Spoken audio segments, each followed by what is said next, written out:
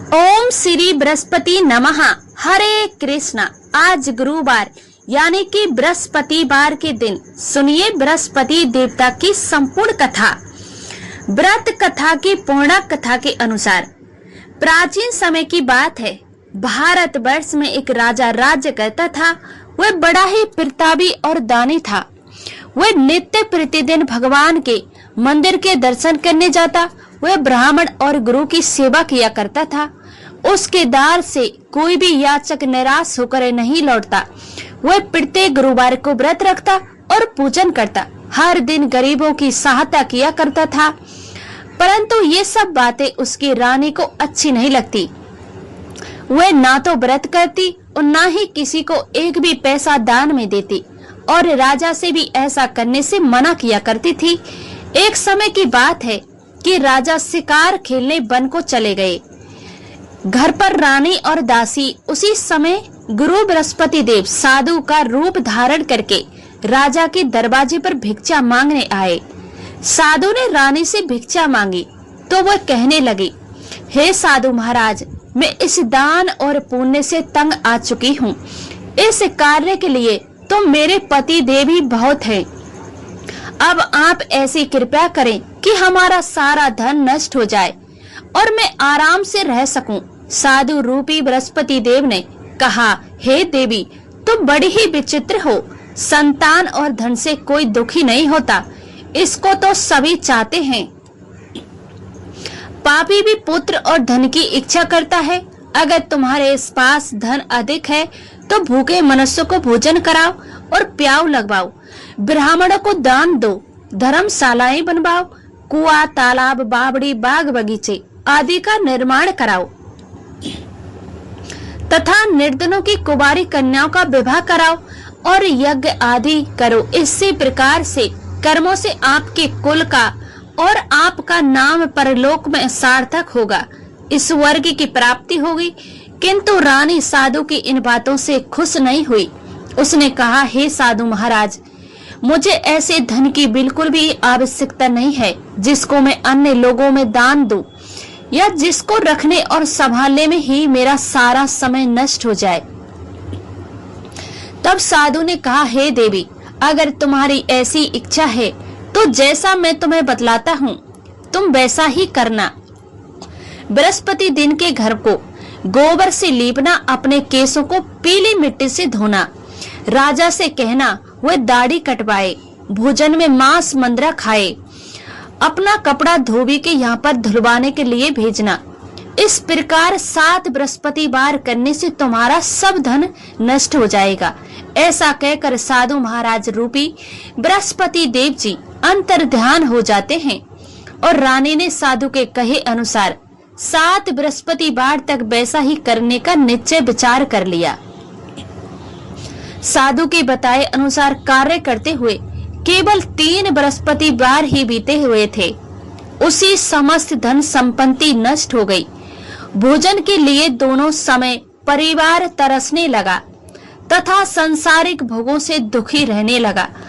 तब वह राजा रानी से कहने लगा, हे रानी, तुम यहाँ पर रहो, मैं दूसरे देश को जाता हूँ, क्योंकि यहाँ पर मुझे सभी मनुष्य जानते हैं, इसलिए मैं यहाँ पर कोई भी काम नहीं कर सकता।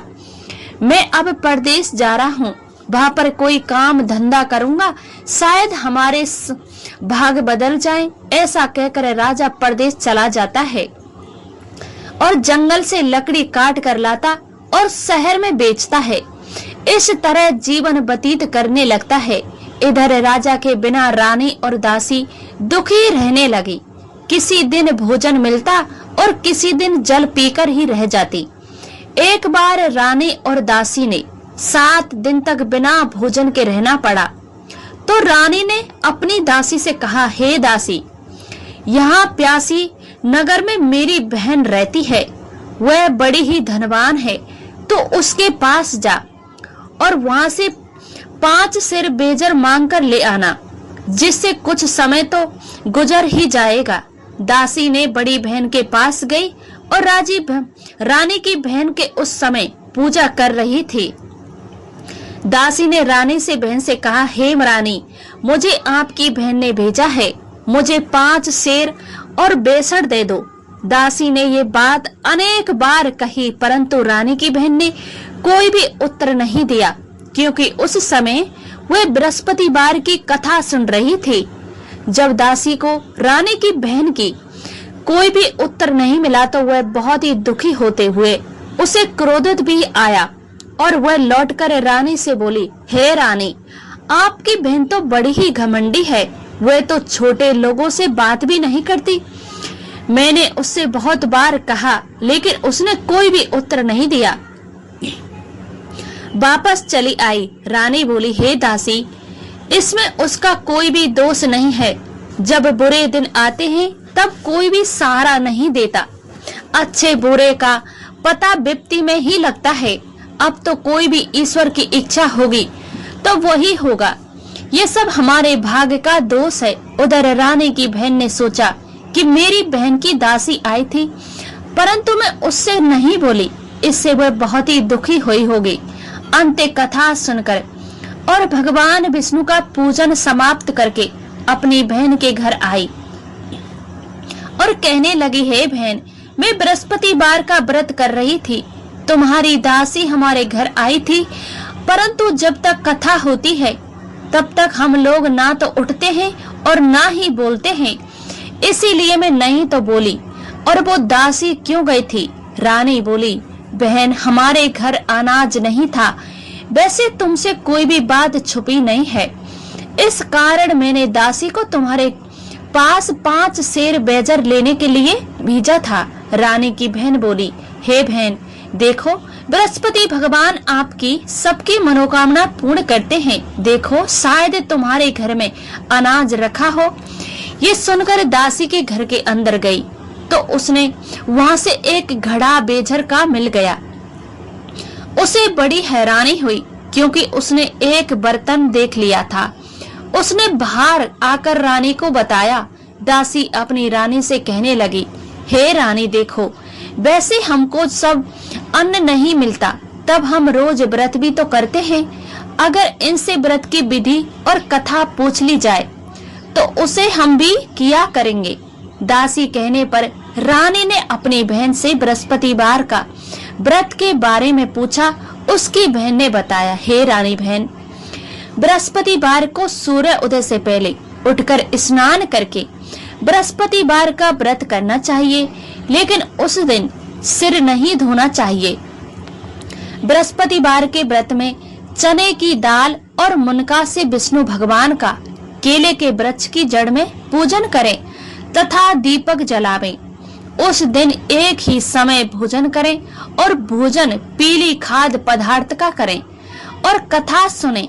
इस प्रकार करने से गुरु भगवान प्रसन्न होते हैं, अन्न पुत्र धन देते हैं और मनोकामना पूर्ण करते हैं। व्रत पूजन की विधि बतलाकर रानी की बहन अपने घर को लौट गई। रानी और दासी दोनों निश्चय किया कि बृहस्पति देव की भगवान का पूजन जरूर करेंगे। 7 दिन के बाद जब बृहस्पतिवार आया तो उन्होंने व्रत रखा। गुड़साल में जाकर चना और गुड़ बीन लाई तथा उसकी दाल से केले की जड़ तथा विष्णु भगवान का पूजन किया। अब पीला भोजन कहाँ से लाएं? दोनों बड़ी ही दुखी हुई, परंतु उन्होंने व्रत किया था, इस कारण बृहस्पति देव भगवान प्रसन्न थे। एक साधारण व्यक्ति का रूप में वह 2 थालों में सुंदर पीला भोजन लेकर आए और उसकी दासी को देखकर बोले, हे दासी, ये भोजन तुम्हारी और रानी के लिए है, तुम दोनों कर लेना। दासी भोजन पाकर बहुत प्रसन्न हुई और रानी से बोली, रानी जी, भोजन कर लो। रानी को भोजन आने के बारे में कुछ नहीं पता था, इसलिए वह दासी से बोली, जाओ तू ही भोजन कर ले, क्योंकि व्यर्थ में हमारी हंसी उड़ाती है। तब दासी बोली, रानी, एक व्यक्ति भोजन देके गया है।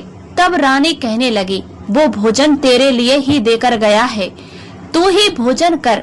दासी ने कहा, वह व्यक्ति हम दोनों के लिए 2 थालों में भोजन देकर गया है, इसलिए मैं और आज दोनों ही साथ साथ भोजन करेंगे। फिर दोनों ने गुरु भगवान को नमस्कार कर भोजन किया। उसके बाद से वह प्रत्येक बृहस्पतिवार को गुरु भगवान का व्रत और पूजन करने लगे।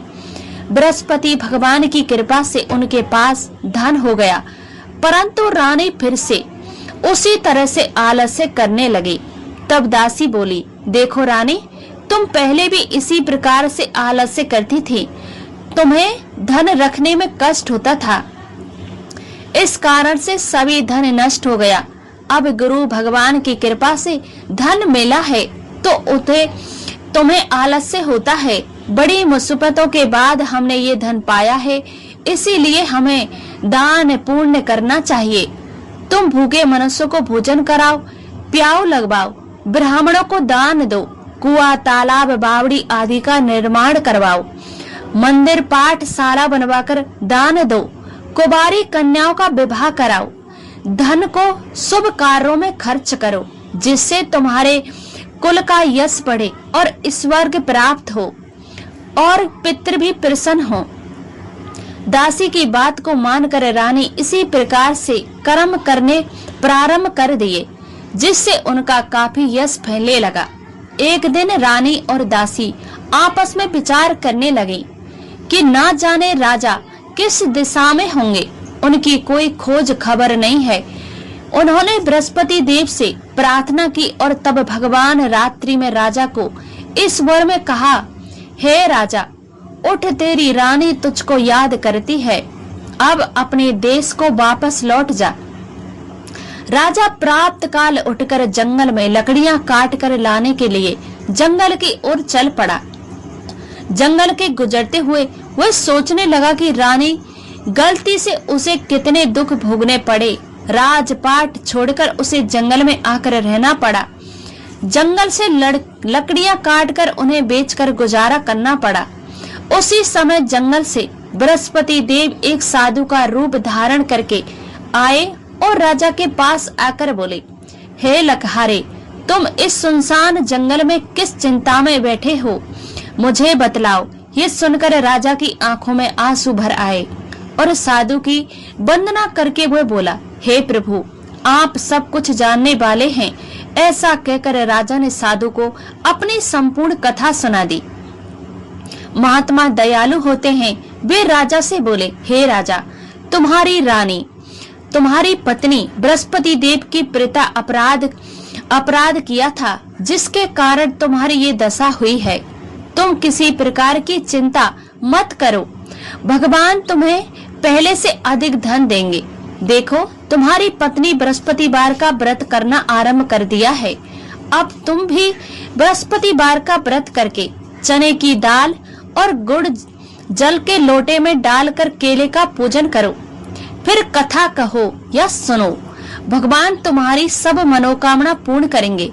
साधु को प्रसन्न देखकर राजा बोला, हे प्रभु, मुझे लकड़ी बेचकर इतना पैसा नहीं मिलता जिससे भोजन करने के उपरांत कुछ बचा सकूं, और मैंने रात्रि में अपनी रानी को व्याकुल देखा है। मेरे पास कोई भी साधन नहीं है जिससे समाचार जान सकूं।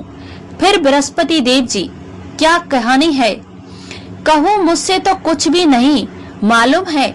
साधु ने कहा, हे राजा, तुम किसी बात की चिंता मत करो। बृहस्पतिवार के दिन तुम रोजाना की तरह लकड़ियां लेकर शहर में जाओ।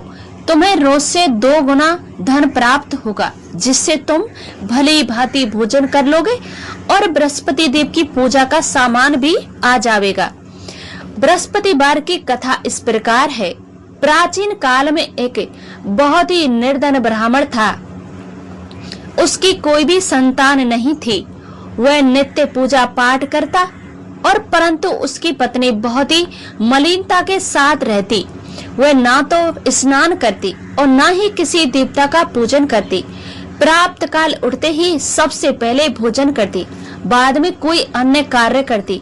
ब्राह्मण देवता बहुत ही दुखी रहते थे। पत्नी को बहुत समझाते किंतु कोई भी परिणाम नहीं निकलता। भगवान की कृपा से ब्राह्मण की पत्नी के कन्या उत्पन्न हुई। वह कन्या अपने पिता घर में बड़ी होने लगी। वह बलि का प्राप्त स्नान करके भगवान विष्णु का जप करती। वह बचपन से ही बृहस्पति का व्रत भी करने लगी। पूजा पाठ समाप्त करके स्कूल जाती तो अपनी मुट्ठी में जौ भर के ले जाती और पाठशाला जाने के मार में डालती जाती। वहीं जौ सोने के हो जाते। लौटते समय उनको बीन कर घर ले आती।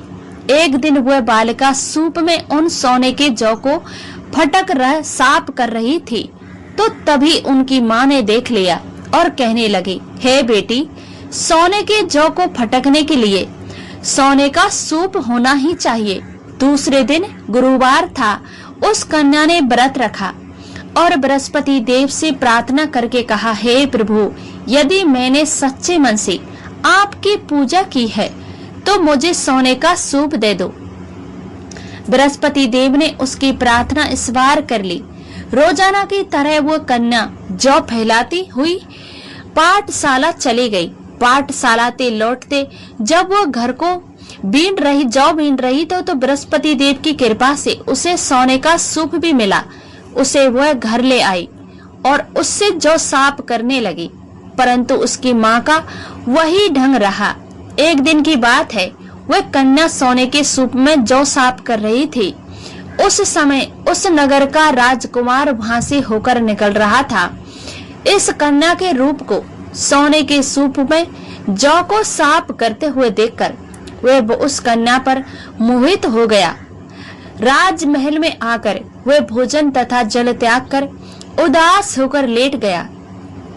राजा को जब राजकुमार द्वारा अन्न जल त्यागने का समाचार मिला तो अपने मंत्रियों के साथ वह अपने पुत्र के पास गए और बोले, हे बेटा, तुम्हें किस बात का कष्ट है? किसी ने अपमान किया है अथवा कोई कारण है? मुझे बताओ, मैं वही करूँगा जिससे तुम्हें प्रसन्नता हो। तब राजकुमार ने अपने पिता की बातें सुनी और बोला, मुझे आपकी कृपा से किसी बात का दुख नहीं है। किसी ने मेरा अपमान नहीं किया, परंतु मैं उस लड़की के साथ विवाह करना चाहता हूँ जो सोने के सूप में जौ साफ कर रही थी। ये सुनकर राजा आश्चर्य में पड़ गया और बोला, हे बेटा, इस तरह की कन्या का पता तुम ही लगाओ, उसके साथ तुम्हारा विवाह अवश्य ही करवा दूंगा। राजकुमार ने राजा को उस लड़की के घर का पता बतलाया और मंत्री उस लड़की के घर गए। राजा का आदेश ब्राह्मण को सुनाया। कुछ दिन के बाद ब्राह्मण की कन्या का विवाह राजकुमार के साथ संपन्न हो गया। कन्या के घर से जाते ही उस ब्राह्मण देवता के घर में पहले की तरह गरीब का वास हो गया। अब भोजन के लिए भी अन्न बड़ी मुश्किल से मिलता था। एक दिन दुखी होकर ब्राह्मण अपनी पुत्री से मिलने गया। बेटी ने पिता से दुखी अवस्था को देखा और अपनी माँ का समाचार पूछा। ब्राह्मण देवता सभी हाल कह सुनाया। कन्या ने बहुत सारा धन देकर अपने पिता को विदा कर दिया। इस तरह ब्राह्मण का कुछ समय सुख पूर्वक बीता, लेकिन कुछ दिन के बाद फिर वही हाल हो गया। ब्राह्मण अपनी कन्या के यहाँ पर गए और सभी हाल कहा तो पुत्री ने कहने लगी, हे पिताजी, अब माताजी को यहाँ पर लेवा लाओ, मैं उन्हें वह विधि बताऊंगी जिससे गरीबी दूर हो जाए। अब ब्राह्मण देवता अपनी पत्नी के साथ पर लेकर अपनी पुत्री के पास राजमहल में गए। पहुंचते हैं पुत्री अपनी माँ को समझाने लगी, हे माँ, तुम प्राप्त काल उठकर प्रथम स्नानदायी करके विष्णु भगवान का पूजन करो तो सब दरिद्रता दूर हो जाएगी। परंतु उसकी माँ ने उसकी एक बात नहीं मानी। वह प्राप्त काल उठकर अपनी पुत्री का बचा झूठन खा लेती। एक दिन उसकी पुत्री को बहुत गुस्सा आया।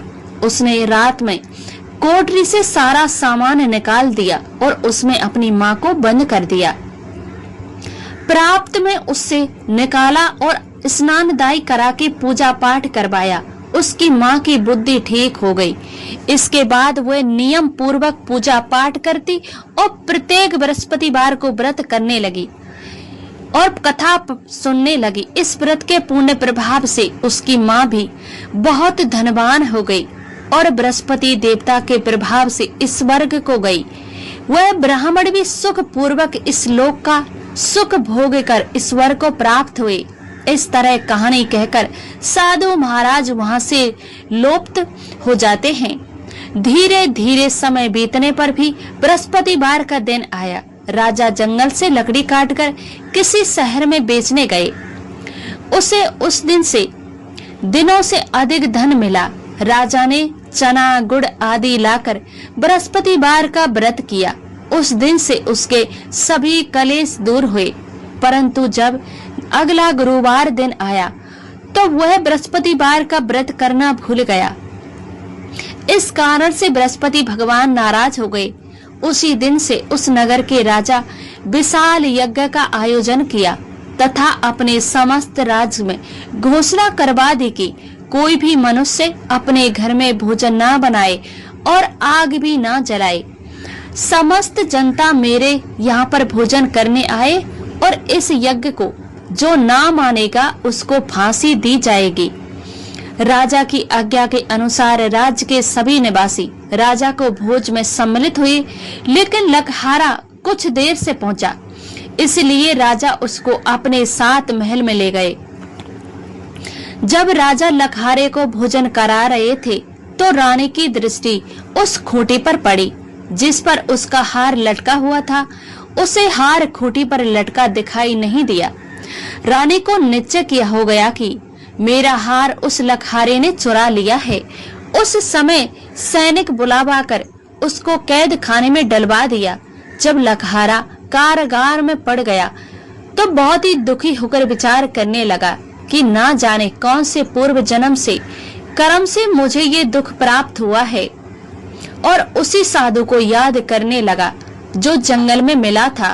तत्काल बृहस्पति देव साधु के रूप में प्रकट हो गए और उसकी दशा को देखकर कहने लगे, हे अरे मूर्ख, तूने बृहस्पति देवता की कथा नहीं सुनी, ना ही कही, इस कारण तुझे दुख प्राप्त हुआ है।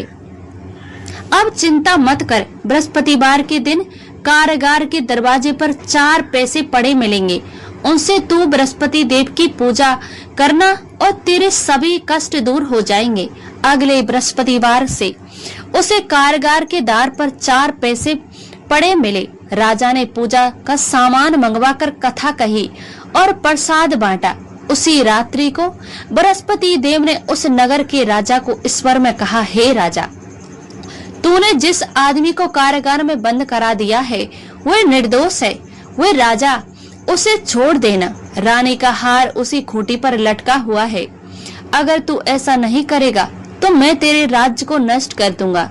राजा प्राप्त काल उठा और खूंटी पर हार टका देकर लकहारे को बुलाकर क्षमा मांगी तथा राजा के योग्य सुंदर वस्त्र आभूषण भेंट कर उसे विदा किया। गुरुदेव की आज्ञा अनुसार राजा अब अपने नगर को चल दिया। राजा जब नगर के निकट पहुंचा तो उसे बड़ा ही आश्चर्य हुआ और नगर से पहले अधिक बाग, तालाब और कुएं तथा बहुत सी धर्मशालाएं, मंदिर आदि बने हुए थे। राजा ने पूछा कि यह किसका बाग है और धर्मशालाएं हैं? तब नगर के सब लोग कहने लगे, हे सब रानी और दासी द्वारा बनवाए गए हैं। राजा को आश्चर्य हुआ और गुस्सा भी आया। जब रानी ने खबर सुनी कि राजा आ रहे हैं तो उसने अपनी दासी को कहा, हे दासी, देख राजा हमको कितनी बुरी हालात में छोड़कर गए थे। वे हमारी ऐसी हालात देखकर लौट न जाएं, इसीलिए तू दरवाजे पर खड़ी हो जा। और रानी की आज्ञा अनुसार दासी दरवाजे पर खड़ी हो गई। जब राजा आए तो उन्हें अपने साथ महल में लेवा लाई। तब राजा ने क्रोध करके अपनी तलवार निकाली और पूछने लगा, बताओ ये धन तुम्हें कैसे प्राप्त हुआ है? तब रानी ने बताया, हमें ये सब धन बृहस्पति देव के व्रत के प्रभाव से प्राप्त हुआ है। राजा ने तब निश्चय किया कि 7 रोज बाद तो सभी बृहस्पति देव का पूजन करते हैं, परंतु मैं रोजाना दिन में 3 बार कथा कहूँगा और तथा रोज व्रत किया करूँगा। अब हर समय राजा के दुपट्टे में चने की दाल बंधी रहती तथा दिन में 3 बार कथा कहता। एक दिन राजा ने विचार किया कि चलो अपनी बहन के यहाँ पर आवे। इस तरह का निश्चय कर राजा घोड़े पर सवार होकर अपनी बहन के यहाँ पर चल पड़ा। रास्ते में उसने देखा कि कुछ आदमी एक मुर्दे को लिए जा रहे हैं। उन्हें रोककर राजा कहने लगा, अरे भाइयों, मेरी बृहस्पतिवार की कथा सुन लो। वे बोले, लो हमारा तो आदमी मर गया है, इसको अपनी कथा की पड़ी है। परंतु कुछ आदमी बोले, अच्छा कहो, हम तुम्हारी कथा भी सुनेंगे। राजा ने एक दाल निकाली और कथा कहनी शुरू कर दी। तब कथा आदि हुई तो वह मुर्दा हिलने लगा और जब कथा समाप्त हुई तो राजा तो राम राम करके वह मुर्दा मनुष्य खड़ा हो गया। राजा आगे बढ़ा, उससे चलते चलते शाम हो गई। आगे मार्ग में उसे किसान खेत में हल चलाता हुआ मिला। उससे बोला, अरे भैया, तुम मेरी बृहस्पतिवार की कथा सुन लो।